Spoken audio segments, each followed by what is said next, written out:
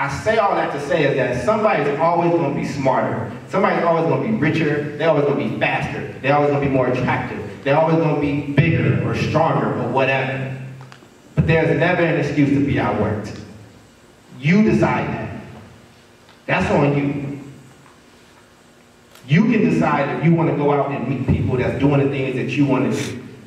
You decide the type of questions that you ask in a classroom.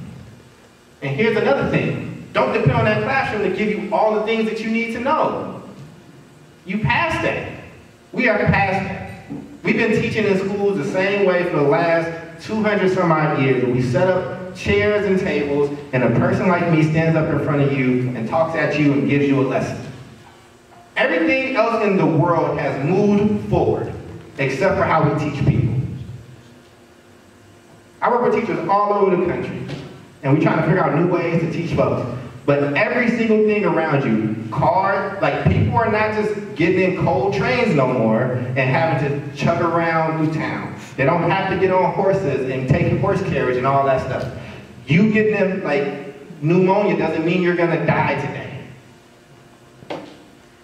Everything around you has been advanced except for how we learn. So this is what I'll say to you. Your success, your knowledge is your responsibility. Now that doesn't absolve teachers, that doesn't absolve your parents, that doesn't absolve people at all. But you gotta be responsible for you. I'm talking to young black men, yo. And I'm telling you this, and I'm about to get real with you. I don't care, you can be, listen, I can see a 15-year-old lovable child in front of me because I was one of those kids that maybe projected a certain type of way and looked like he was going to do something. I wasn't going to do nothing to nobody.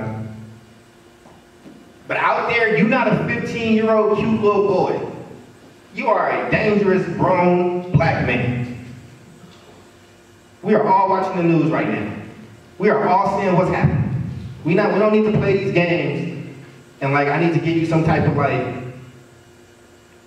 little story that you can absorb. It's not fair and it's not right, but you gotta grow up quicker than other people do. The consequences for you are different. I got friends that I grew up with that can get in a bunch of trouble, right? That can like live in a little town, get caught stealing and stuff, and the police chief, you know, he knows his dad, and instead of like taking him to jail, he gives him a job. And he works with him, and he mentors him. And then that person is now a senator somewhere. I know people that have that type of story. You, on the other hand, can't roll up in certain areas with your music playing loud. Because you may not make it out of that situation to learn the lesson. I'm telling you this, and I'm not saying this like in some kind of sad, like, way. Listen, man, everybody in the world wants to be you. Everybody. Everybody want to dress like you. They want to talk like you. They want to sound like you. They want to pump stuff into their lips to look like you. You know how much I got made fun of for these lips? Now you paying $15,000 to get big lips? Where? Can I sell mine? Do you understand that everybody in the world wants to be you? There's something about you. You come from a great people, yo. You have to know where you come from. And I'm telling you, man, and for the longest, I thought I came from two crackheads. Then I learned to see the beauty in my parents, but I also got to learn more about where I came from. I got to read like some amazing words by somebody named Langston Hughes. Or I got to read the story of a little girl who had 2 sets of teeth that was called ugly and that was raped as a child, who grew up to be one of the greatest speakers of all time, named Maya Angelou. Or I got to hear about the dude that grew up in Detroit that was just in the streets doing stupid stuff just for no reason, that would intentionally burn his hair so he could fit in, that grew up to be one of the greatest leaders of all time, named Malcolm X. These are people that are flesh of your flesh, yo, blood of your blood. You can believe that you are thugs if you want to. You can believe what the TV tells you. You can let people tell you that you're aggressive and that you don't have a reason to be angry, or that you're weird for being angry, or that you have something wrong with you. But you don't. You don't. There's nothing wrong with any of you. And you all can be what it is that you want to be, but you're going to have to work. And guess what? You're not going to get it the first time. And if you did get it the first time, you aimed way too low. You have an opportunity and an ability and a duty to raise up this community. It's you. I'm good, yo. Listen, I got a job. My check is going to come. If I leave that job, I will get another. And as much as I love doing this work with young people, as much as I love doing this talk and speaking to you, I've helped hundreds of young people graduate from high school and get to college. All of it paid for. A bunch.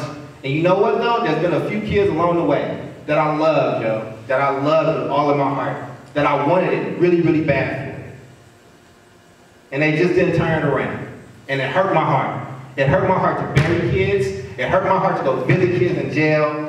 It's hurting my heart right now that I need to, like, as soon as I leave here, figure out if I'm going to go fly to Chicago for 2 days to really go and work and spend time with my cousin.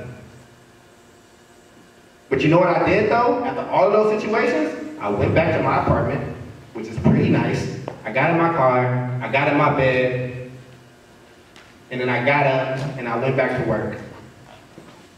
Me wanting it for you ain't going to be enough. Your parents want it for you ain't going to be enough. The people around you in this room wanting it for you is not going to be enough. It's not. And you just don't have the luxury of that. Some people do. I'm sorry that you don't. Life ain't fair. Move on. So as these people try to pour into you today, listen. As these people try to set you up with other people to talk to and for you to build your network with, listen. As you spend time with your friends, when you get back home and you get back to school or wherever, and you see the mistakes they make, learn from those. Smart people learn from their mistakes, wise people learn from the mistakes of other people. So with that being said, I'm gonna stop yelling at y'all and all that good stuff. Hopefully, I didn't want to get all preachy and all that good stuff, man, but those things are just really important. I'll go through those things one last time, and then she can pull me off the stage. But first, you will lose more than you're going to win. Number two, you need to collect mentors. That's your job right now. How many of y'all got bills to pay? None of y'all? Cool. Collect mentors. 3, always give back. You ain't getting nowhere in this world by yourself. Don't trick yourself into thinking that you did. Don't be that arrogant person. Somebody helped you along the way. You need to help other people. 4, appreciate your blessings. You are truly blessed. If you're sitting in this room right now, and you got all your clothes on, you got everything about you is working right now, truly blessed. Appreciate them. And then 5, never stop learning. You just don't have an excuse. Everything that you need to know or want to know, you got at your fingertips. And like I said, text your friends, go on to Instagram, go do all that stuff, whatever. But you ain't got no excuse to not know nothing. And I know I just used 2 double negatives, but I wanted to make a point. No excuse to know nothing. All right? So with that being said, thank y'all for listening to me. I'm going to shut up and leave now.